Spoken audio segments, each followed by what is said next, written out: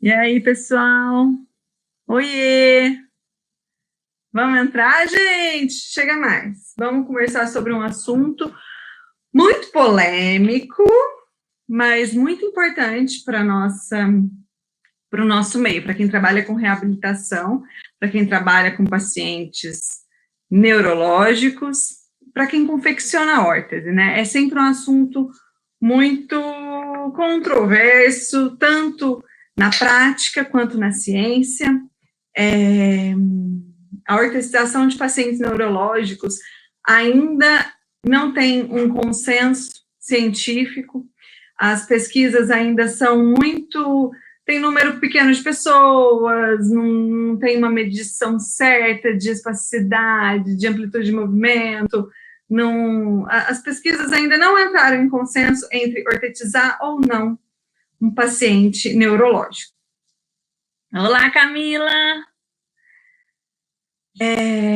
Mas vamos falar sobre isso. Eu vou falar sobre a minha experiência. Eu já fiz.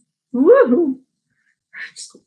Eu já fiz muita órtese para paciente neurológico, de diversos tipos, diversos padrões neurológicos. Olha, uma charala, Alves!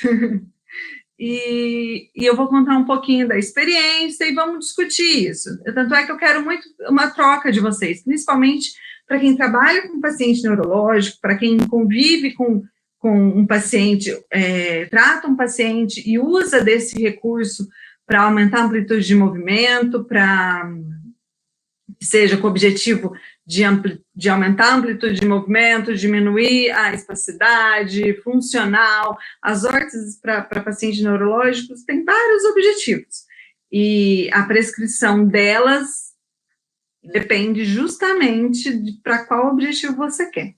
A questão é a seguinte: órtese para paciente neurológico, principalmente adulto, né, pós-AVC, ela deveria ser muito precoce, ela deveria ser lá, o Ricardo falou isso aqui uma vez numa live nossa, o Ricardo, fisiatra, o doutor Ricardo falou, deveria ser lá com o paciente, como a gente faz muito em UTI, na fase que o paciente ainda está flácido, ainda é hipotônico. Por quê? Porque a gente sabe da evolução da doença, né? O médico, o fisiatra sabe. O problema é que a grande maioria dos médicos, né, não tem conhecimento legal sobre o processo de reabilitação, o processo de perda, né, de espasticidade, de tônus, como esse paciente evolui, eles até têm uma noção, mas eu acho que, como o doutor Ricardo falou, ainda é muito, na faculdade de medicina, ainda é muito pouco abordado a fisiatria e a reabilitação. Então, assim, ortetizar o quanto antes melhor. Pega essa, o paciente está lá, mas ele está, acabou de ter um AVC, mas ele está, nossa, flácido, é hipotônico, não precisa de órtese. Normalmente evolui para uma hipertonia, evolui para um padrão flexor, normalmente. Então, por que não ortetizar agora e prevenir? E na prevenção e não remediar. A órtese fica outra coisa, gente, não é? É uma coisa, se você no paciente hipotônico, flácido, muitas vezes ali, ó, você pegou todos os arcos da mão dele, bonitinho, quando aquela espasticidade começar a vir, ela não vai conseguir vencer a órtese, ela não vai conseguir sair da órtese, porque ela está exatamente como ela deveria estar, respeitando todas as curvas e todos a anatomia daquele paciente, né? Porque muitas vezes quando a gente vai ortetizar um paciente muito espástico, muito, aqueles bem espásticos mesmo, é muito complicado a gente ali, num alongamento, alongar e ortetizar, botar a placa lá. Quem não tem muita mão perde muita placa, porque é complicado, né? Eu, muitas vezes, quando o paciente já totalmente, né, em processo de flexão de dedos e de punho, às vezes eu tenho que, eu preciso fazer por partes. E, às vezes, iniciar moldando na minha mão, esperar a órtese ficar dura num ponto, enquanto o outro ponto eu amoleço. Eu costumo fazer assim, quando o paciente é muito, muito, muito espástico, eu pego mais ou menos o tamanho dele, eu moldo na minha mão e deixo duro. Faço o meu arco, os meus arcos, e libero, esfrio, esquento o punho. Aí eu coloco nele e vou até onde eu consigo com o punho. E aí que tá essa compensação. Se você levanta muito punho, vai fechar muita órtese. A gente vê muita órtese por aí, né? Um punho lá em cima, mas os dedos fechados, ou os dedos abertos e o punho lá embaixo. É uma compensação que acontece devido à musculatura extrínseca se cruzar ali, e aí compensa nesse padrão de posicionamento. E achar o ponto ideal, o posicionamento do punho e dos dedos, é o ponto de uma órtese perfeita, onde não vai machucar, aonde não vai incomodar, o paciente vai conseguir usar, e melhor, você não vai aumentar essa espacidade, você não vai estimular mais, né? Tem-se uma discussão muito grande com isso, né? Do quanto uma órtese, ela não faz estímulos sensitivos, somatosensorial, para aumentar, estimulando assim os agonistas ali a fletirem. Só que, gente, uma órtese, ela não é totalmente 100% nem ventral, nem dorsal. E o velcro? Ela é totalmente circular, ela tem componentes de velcro. Você faz uma órtese dorsal, você vai ter componentes de velcro ventral que vai dar o mesmo estímulo. Então, quando, mas essa órtese, ventral, não gosto de ventral porque vai estimular. Não é bem por aí, as coisas têm que ser muito bem avaliadas. É muito mais um posicionamento errado que estimula, e o paciente vive saindo da órtese, estimula um padrão pior do que a órtese em si, né? Mesmo porque a órtese é um recurso. A órtese é maravilhoso quando você está atendendo o paciente. Acontecia muito no hospital que eu trabalhava, o último hospital que eu trabalhava. Eu atendia o paciente, eu confeccionava a órtese para ele. Então, eu acompanhava aquela mão, eu trabalhava ela e eu via qual é a posição melhor de punho e dedos, aonde eu quero ganhar mais, o que eu quero agora. Então, órtese é um recurso, não é totalmente ela que vai fazer uma mão abrir, a coisa acontecer. Com a ventral, você consegue distribuir melhor a pressão. Essa é uma... Por isso que eu gosto muito da ventral. Eu só faço... Quer dizer, fiz 2 vezes na minha vida. Olha que eu tentei 2. Devia ter feito uma. Eu já vi que já não deu certo, mas eu falei, deixa eu tentar de novo, né? Ainda mais em padrão de extensão de punho, flexão de dedos. Para mim, essa órtese é a mais difícil de fazer. Eu tentei fazer dorsal ventral. Gente, a órtese dorsal ventral, ela é muito difícil de respeitar os arcos da mão. O componente que vira aqui, né, de dorsal para ventral, fica frágil, deixa a órtese frágil, não é uma órtese fácil de colocar, não é uma órtese gostosa de usar. Eu, particularmente, não gosto. Se alguém gosta, alguém usa, chama aí, vamos conversar. Eu só confeccionei 2 vezes, mas se alguém quer falar sobre a órtese dorsal ventral, sabe aquela órtese que vem aqui, aí aqui ela vira e passa para ventral. Normalmente fica com o dedo ré. A curva não fica legal, nem a curva transversal, nenhuma. Experiência minha. Então, a gente faz só ventral, porque é a sucesso, né? Bom, falei do quando muito espástico fazer em partes, e eu acho legal fazer em partes, por quê?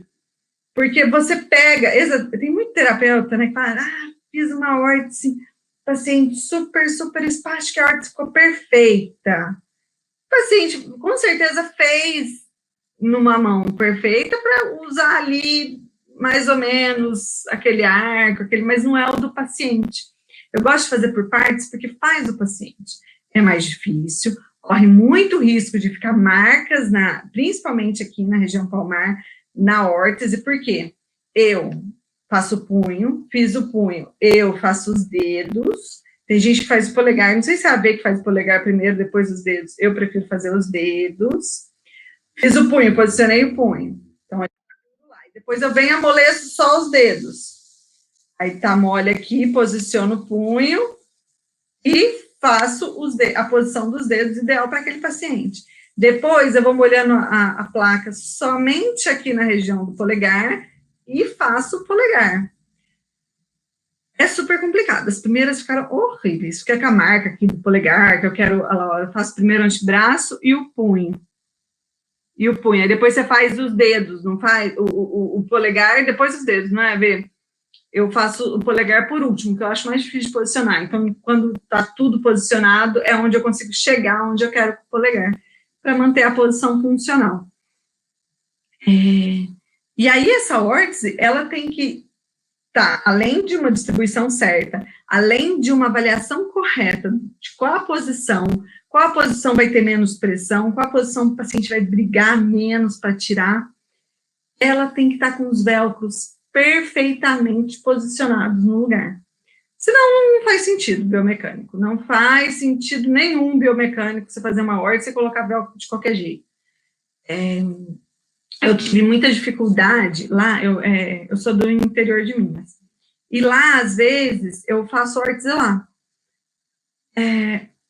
Já várias vezes eu chego, olho, tipo, como vai perdendo, né? Eles tiram o velcro para lavar, os cuidadores, e aí lavam e depois colocam os velcros de qualquer jeito. E aí me chama, fala, essa órtese não está funcionando, ele está fugindo da órtese. Então, a posição dos velcros é extremamente importante. Inclusive, eu não posso deixar de falar, inclusive dos metacarpos. Não façam órteses sem a posição do velcro no meta, evita a fuga, principalmente para espasticidade aqui intrínseca, na hora que puxa, já vi muito paciente puxando aqui, ó, se não tem esse velcro, vai embora, e as pessoas acham que só aqui tá suficiente. Não. A questão é que para fazer o polegar, você precisa reaquecer desde a base do trapézio metacarpiano. Eu reaqueço daí. Mas daí foi experiência minha.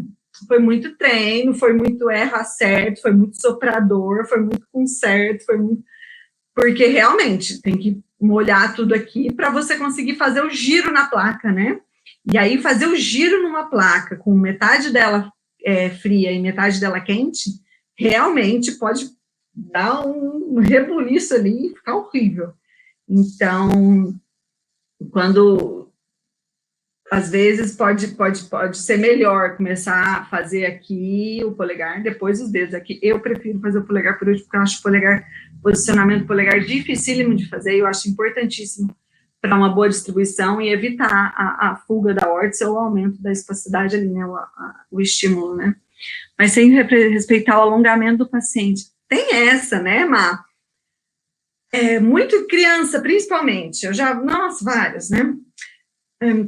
Eu vou lá, faço a órtese, aí ponho na posição funcional. Aí a mãe vem, mas o dedo tem que ficar reto, porque o dedo dele fecha. Você tem que colocar reto na órtese. Aí é onde eu tenho que explicar. Olha, a nossa mão, quando está em repouso, ela tem uma flexão anatômica de repouso ali. Eu não posso esticar, eu vou fazer um desequilíbrio em musculatura extensora muito grande. Isso pode ser prejudicial tanto para as articulações quanto para a musculatura, tanto a musculatura espástica quanto a antagonista ali. Então, respeitar. O paciente está assim. A gente teve uma experiência de uma menina jovem na UTI, demoraram um tempinho para chamar a gente para fazer, ela já estava bem. Nossa, estava muito difícil fazer aquela órtese, tinha desvio ulnar, estava muito difícil. A órtese ficou horrível no começo, mas a gente remodelou essa órtese umas 3, 4 vezes, e aí a gente conseguiu chegar. Não adianta eu querer puxar tudo de uma vez, entendeu?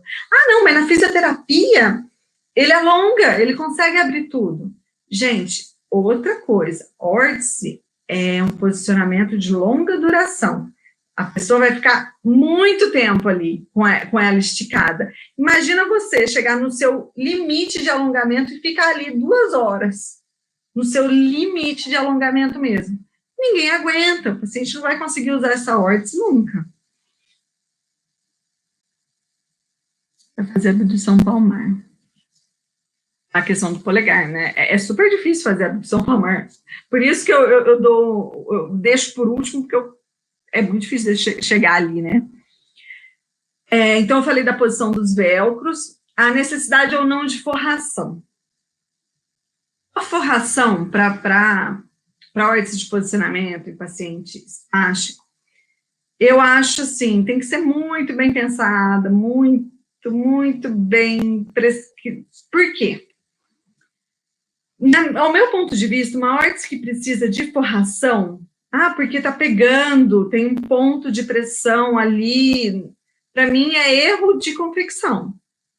Não é com forração que você vai arrumar, você tem que arrumar com uma... Val, você quer entrar? Quer conversar sobre órtese? Nem Val, ou você apertou errado? Bom, deixa eu continuar. Fala aí comigo. Eu sempre fui desse pensamento e para mim sempre confirmou muito, sabe? Forração eu uso só para em caso de pele sensível. Às vezes, para deixar mais confortável, mas não dentro, né? Dentro entre a pele e a placa, eu não gosto, porque é mais uma pressão. Pensa só, ali já fazendo uma pressão naquele lugar, sei lá, tô fazendo pressão aqui, deixa eu só colocar um forro, ao invés de eu ir lá e remodelar a órtese, não, se a pressão é só aqui, vou colocar um forrinho, tá bom. Você vai colocar mais ponto de pressão, você vai colocando mais um elemento ali para aumentar a pressão naquele lugar. Então, para mim, o erro está na modelagem, na distribuição de pressão. Então, não é um forro que vai funcionar nesses casos, a remodelagem tem que ser inteira. Eu já vi também muito forro em volta, assim, né? E esse para mim é mais desnecessário, porque, lógico, depende muito. O paciente, às vezes, tem um atáxico, né? Ataxia. Tem muito movimento involuntário, acaba raspando, aí por fricção, ok, mas por bater, por pressão, aquele forrinho ali pode não adiantar muito. E é um ponto onde vai sujar muito, vai acumular muita sujeira, para fazer a higienização daquela órtese vai ser terrível, e o paciente sempre vai voltar a cada mês em você, para você forrar de novo. Então, cuidado com o forro, viu, gente? Pode ser um tiro no pé, pode te dar muito mais trabalho e pode ser super desnecessário. Agora, é uma pele sensível, é um idosinho, já tem umas feridas de pele, aí por que não, né? E bem orientada, a família, às vezes, quando a família é bem orientada, eu deixo até pedaços de forro, né? Saiu, porque senão chama mesmo, gente, forro sai da órtese, porque a órtese é para usar. Órtese muito bonitinha lá, que fica muito tempo certinha, é porque não tá usando, né? A gente falava lá no HC, órtese limpa demais, né? Não tá rolando o uso dessa órtese, né? Porque eu falei que não existe totalmente a órtese dorsal ou ventral, elas são as duas, né?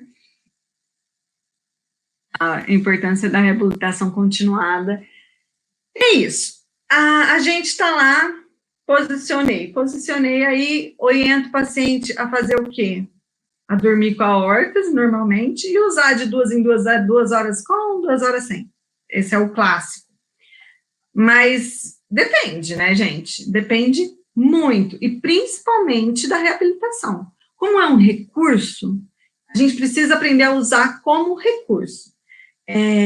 Eu estou lá trabalhando a funcionalidade daquela mão, estou trabalhando a amplitude de movimento, estou trabalhando o equilíbrio de forças, tem muita força flexora, eu preciso trabalhar os extensores, eu estou lá trabalhando, e vou e mando o paciente ficar 2 horas com 2 horas sem dormir a noite inteira? Não, ele precisa de treino entre os usos das órteses, ele precisa de fortalecimento entre os usos das órteses, ele precisa de estimulação sensorial, sensitiva no antagonista,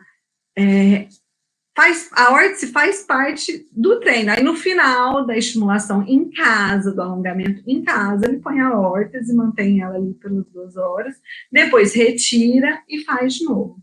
O que a gente utiliza muito também quando o paciente está em tratamento com a gente, comigo, pelo menos, eu acho que com as meninas também. Além do uso da órtese de posicionamento, a gente gosta muito do COCAP, o posicionamento de punho, ou o abdutor ventral, abdutor longo de polegar, ventral, tá funcional, porque, mas aí, o que adianta? Vou colocar também um posicionamento aqui para liberar os dedos, e aí libera os dedos daquele paciente que não faz terapia, que não faz treino, que não faz força, que não trabalha antagonista, ele não consegue abrir, então é desnecessário. Isso aqui só serve para paciente espástico, um posicionamento de punho, se ele consegue minimamente vencer a espasticidade, se está equilibrado a musculatura do antebraço, e ele consegue vencer os flexores com os extensores, né? Senão, não vale. Então, é muito de caso a caso, não é sair colocando órtese, é porque é legal, né, libera os dedos. O que adianta liberar os dedos e o paciente ficar o dia inteiro com o dedo fechado e só o punho em posição neutra, né?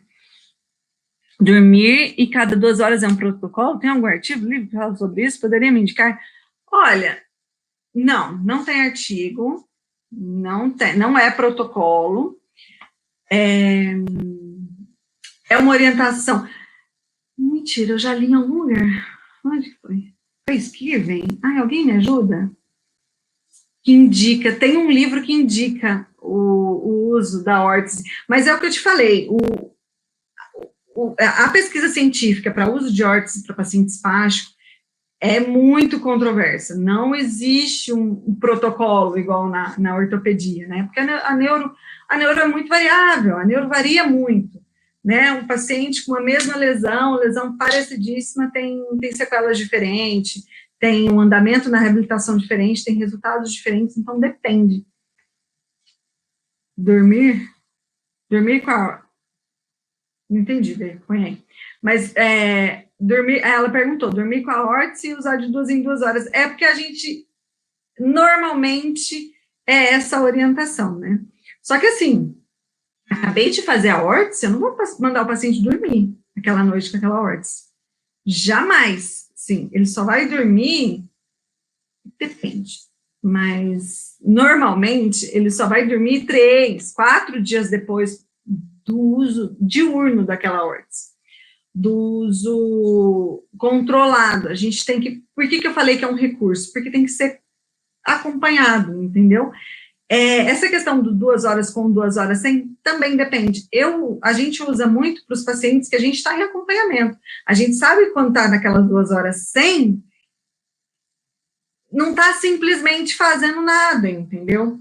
Porque qual que é o problema de ficar com uma órtese o dia inteiro, a noite inteira? Aquela mão perde toda a chance de estímulo tátil, de estímulo sensitivo, de mobilização ativa, qualquer tentativa de mobilização ativa não existe, de alongamento. Então, a retirada durante o dia, ela tem que ser acompanhada por um protocolo do terapeuta com aquele paciente.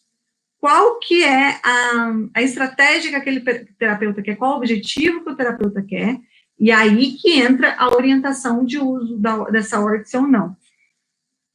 Deixa eu ver o que as meninas estão falando. Nessa área, infelizmente, não temos muita pesquisa com boa evidência, realmente não tem, porque é sempre muito assim, né, um N número de pacientes muito pequeno, mas a idade é diferente, acompanha com terapia, outro não, então não tem pesquisa boa para isso. O paciente acha que somente as órteses é suficiente, muito importante o treino de exercícios em casa. Exatamente, a órtese não faz milagre sozinha, sabe? oriento, é aquilo que eu falei, eu oriento o paciente, tipo, tem uma paciente nossa, que, ela usa, ela já está bem melhor, a gente tem fotos dela lá no feed, se vocês verem, tá lá embaixo, uma órtese nossa que antes era assim, toda fechadinha, agora ela está bem posicionadinha, mas, gente, ela 3 vezes por semana em terapia, entendeu? E muito treino de extensão, muito treino funcional, muito treino de extensão de dedos. Então, ela tira a órtese de posicionamento e não simplesmente larga a linha, deixa a mão. Não, aí o cuidador faz o sensorial, ela treina com alimentação, ela treina com desenho, tem todo um porquê de tirar essa órtese assim, tempo e todo um porquê de usar essa órtese, né? Então, o posicionamento, eu acho que essa nossa paciente não usa de dia, se eu não me engano.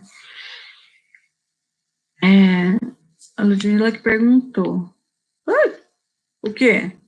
A órtese é um recurso terapêutico, seu uso pode ser descolado dos atendimentos terapêuticos ocupacionais. Ops, não pode. Tá. Não pode. Realmente não pode. Então, todo terapeuta ocupacional, eu acho que tem que...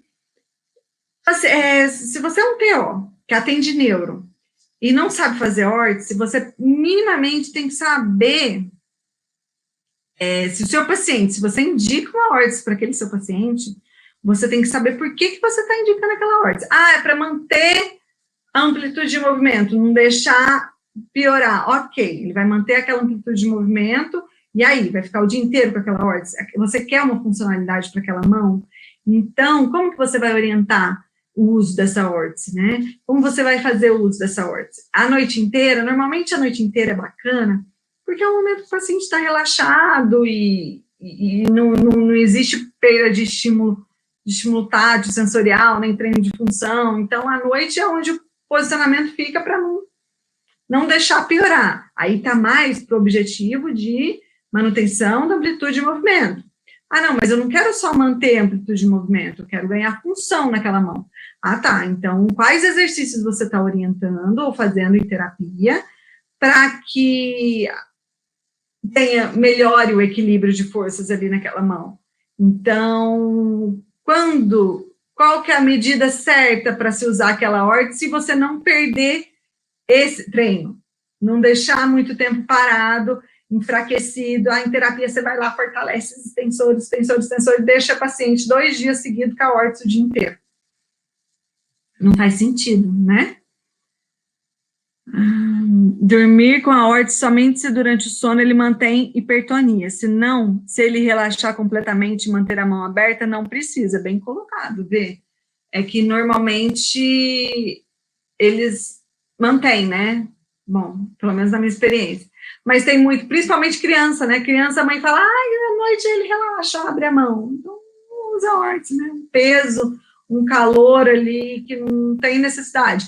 Mas observa, tá ficando muito... Tá, ele ficava molinho, tá, nossa, mas agora ele... Eu vejo ele no meio da noite, tá lá, todo com a mão fechada, punho infletido, então vamos começar a pensar em usar, né? Indico após a aplicação de toxina botulínica. Nossa! Opa! É o principal para mim, gente. Toxina botulínica.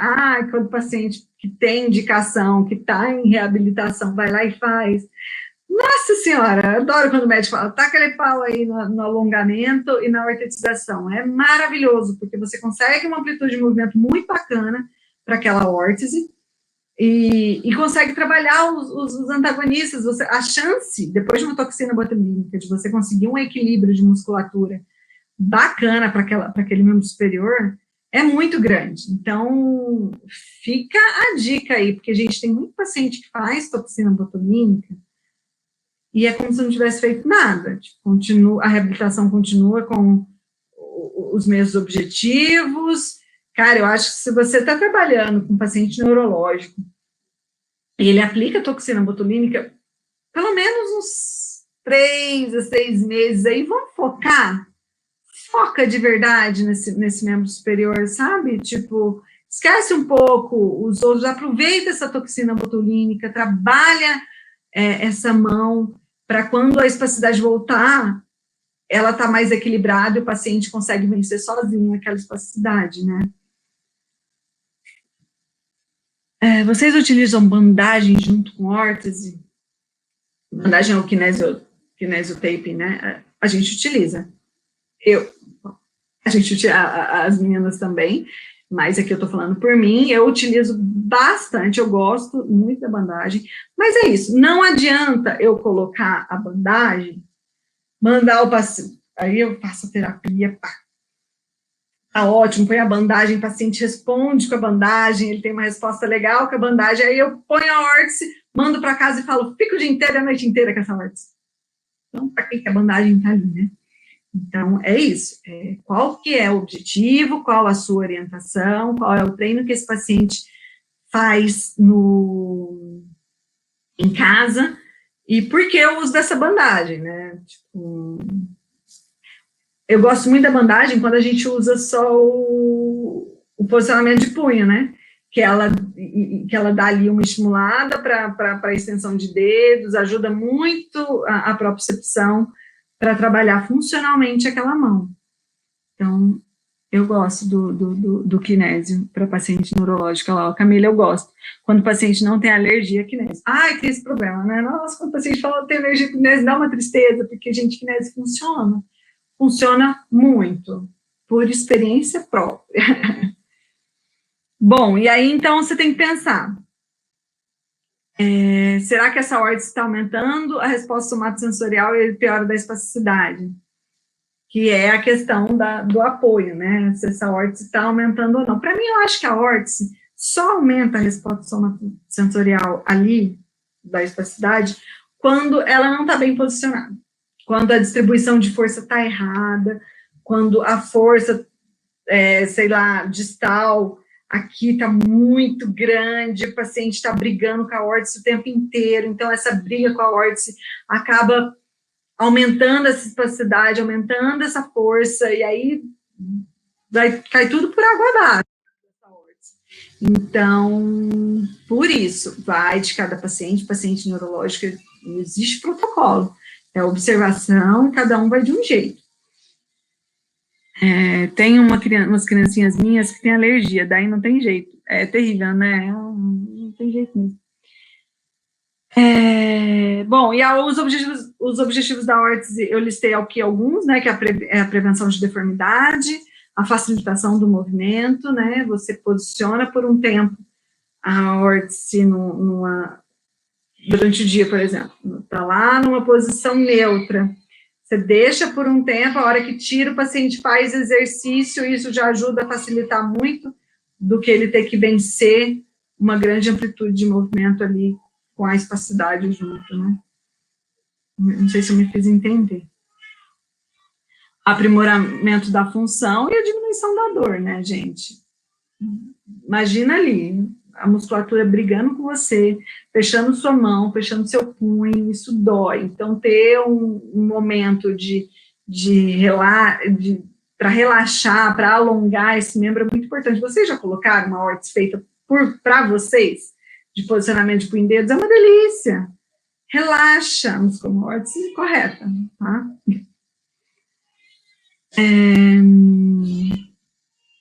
Eu coloquei os déficits de pesquisa, a importância desse arco longitudinal, que muitas vezes os pacientes querem, né, aquela órtese aqui reta, e não precisa respeitar o arco longitudinal, principalmente porque não façam órtese assim, tá? Nem que o paciente mãe, tem muita mãe que mas se levanta mais um pouco, ele consegue. Não, vai no seu, mantém os arcos e deixa na sua experiência para o paciente não ficar brigando com aquela órtese e aumentar o padrão espástico, ok?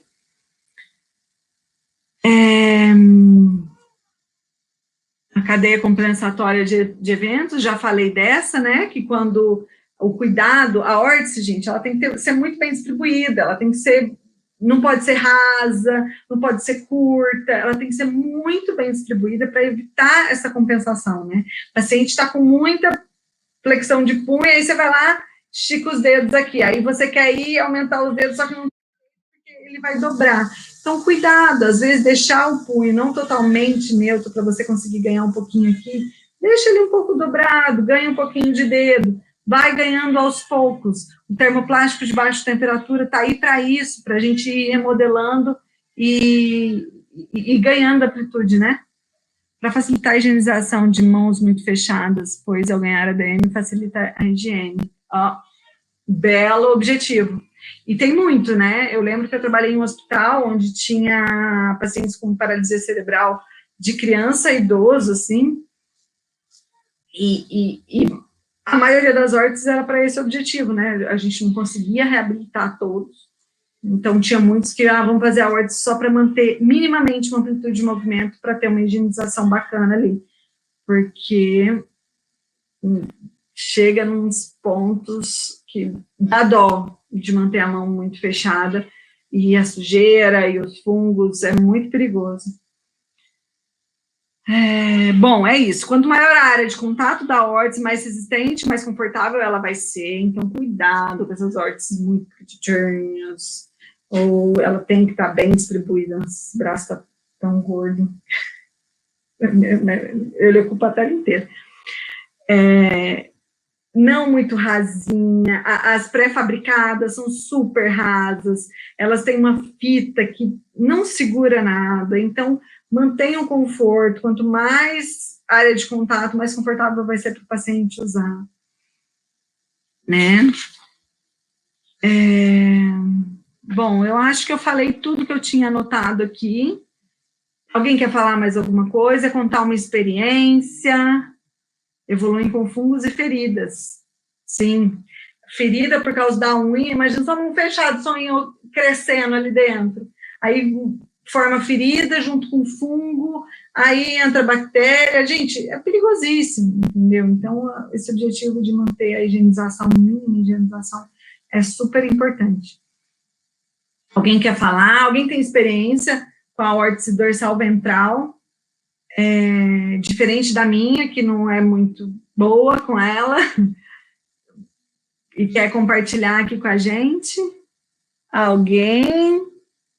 Alguém quer fazer uma pergunta? Alguma coisa que eu não falei? Alguém quer que eu fale? Gente, porque uma coisa que eu já fiz na minha vida foi arte de posicionamento. Para criança, adulto, idoso, espástico. O padrão mais difícil para mim foi uma paciente com esse padrão, né, de extensão de punho e flexão de dedo. Gente, fazer a dorsal ventral, no way. Não dá. Para mim, aquilo ali não tem distribuição de pressão legal, perde, dói, machuca, ninguém consegue usar.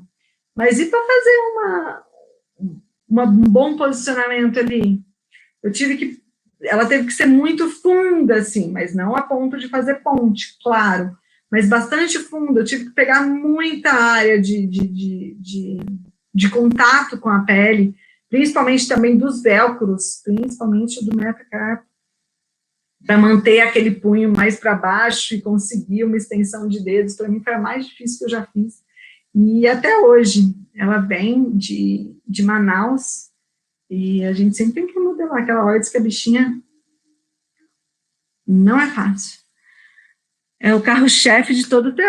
Graças a Deus! Não, graças a Deus não. Ai, gente, mas é o carro-chefe de todo o TO mesmo, porque é uma órtese muito indicada, muito indicada. Deveria ser mais indicada e precocemente falando. Então, eu acho que rola muito essa propaganda aí das terapeutas incentivando, principalmente quem trabalha na área de reabilitação, e pedindo a órtese de posicionamento de punho e dedos, não esperar o paciente ficar espástico, ficar com deformidade já fixa, já difícil de ganho de amplitude, para ir pedir uma órtese. O paciente ainda está hipotônico, está no começo da lesão, está no início pós-lesão, né? Então, por que não pede antes, né? Você já sabe mais ou menos como é que vai ser.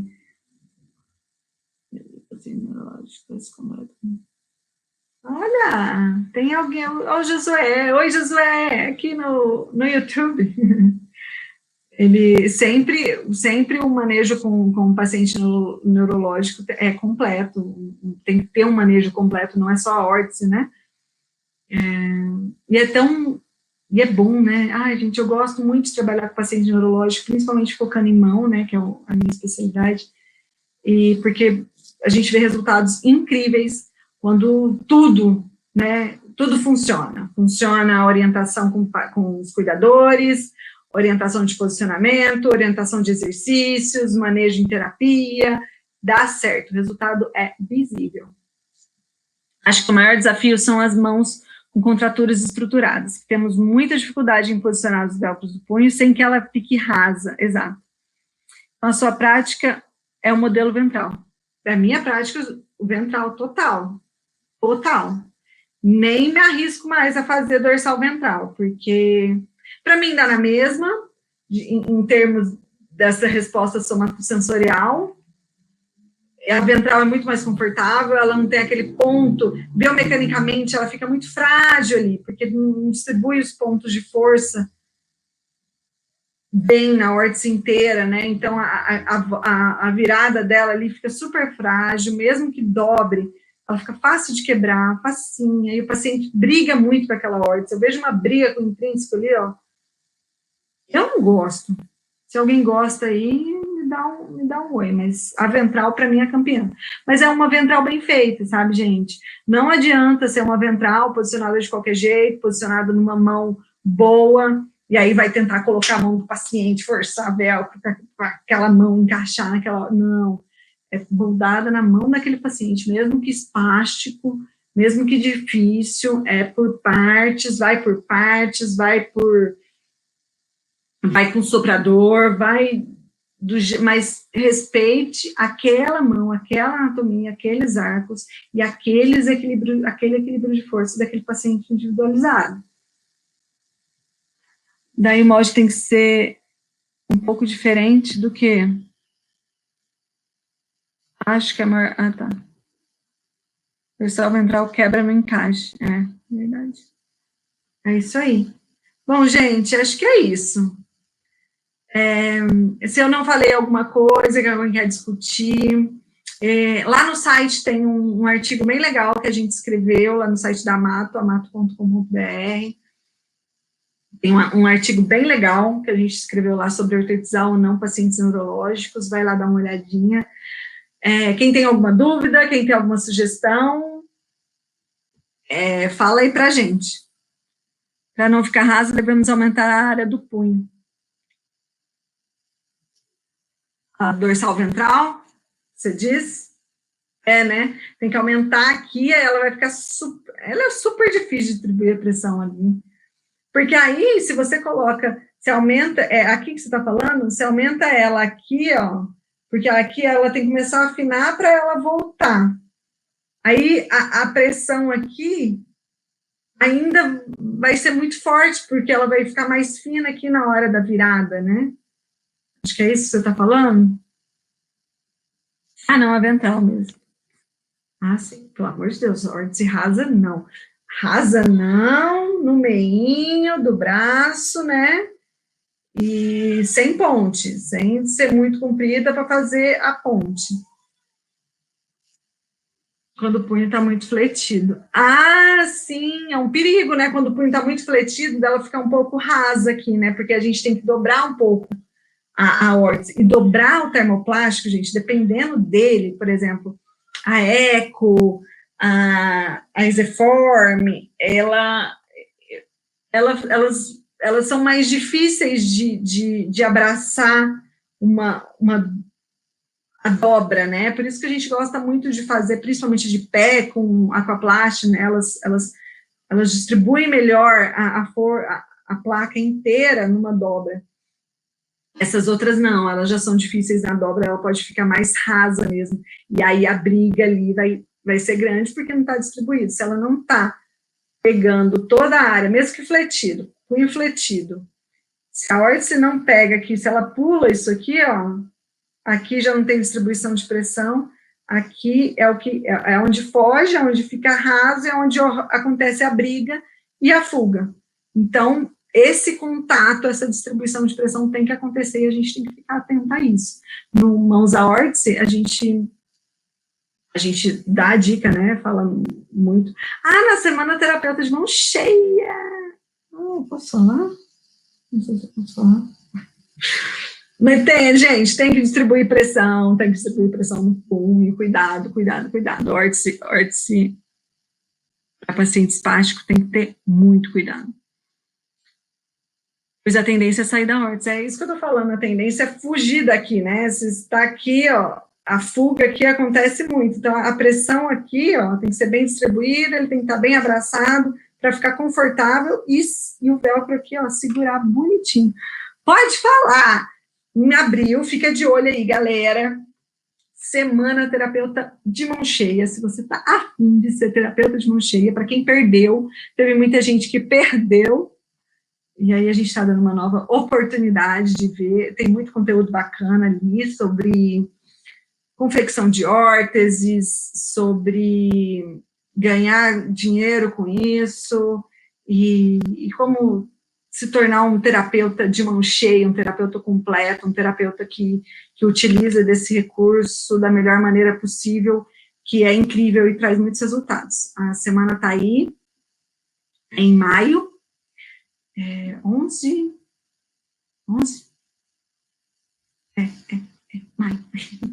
11, acho que 11, 14, 11, 13, 15 de maio, Semana Terapeuta de Mão Cheia, convido todo mundo a participar, daqui a pouco vocês vão ver aí aonde se inscrever, o que tem que fazer, acompanha a gente, qualquer coisa, manda uma perguntinha, dá uma sugestão do que vocês querem ouvir a gente falar, se alguém quiser conversar, trocar ideia aqui, é um espaço aberto, a gente quer chamar as TOs, as terapeutas, quem tiver experiência para estar aqui com a gente, conversar, bote a cara aqui, gente, a gente precisa botar a cara na internet, falar da nossa experiência e falar o quanto é importante. Imagina, quanto mais médico ouvir que, gente, bora prescrever órtese antes que o negócio fique feio e difícil de fazer, o resultado vai ser diferente, o resultado funcional e a satisfação do paciente vai ser muito maior. Tá? Esse espaço aí é nosso. Estamos aqui junto, um beijo. Dia 18 abre o Mãos à Órtice de novo. Maio, de novo, nós vamos abrir o Mãos à Órtice, gente, porque também muita gente perdeu. Isso, não vai dar para ficar abrindo, não, entendeu? Porque a gente faz um acompanhamento muito de perto com os nossos alunos, e é isso, vamos aproveitar, vamos entrar nessa terceira turma aí, quem não entrou, e vamos fazer diferença aí na sua carreira. Beleza? Meus amores, um beijo. Foi um prazer estar aqui com vocês de novo. Boa noite. Perdi, mas o terapeuta ocupacional neuro, vamos aprender a fazer órtese. Vai lá, semana terapeuta de mão cheia e mãos à órtese em seguida. Tá bom? Um beijo, fiquem com Deus. Boa noite.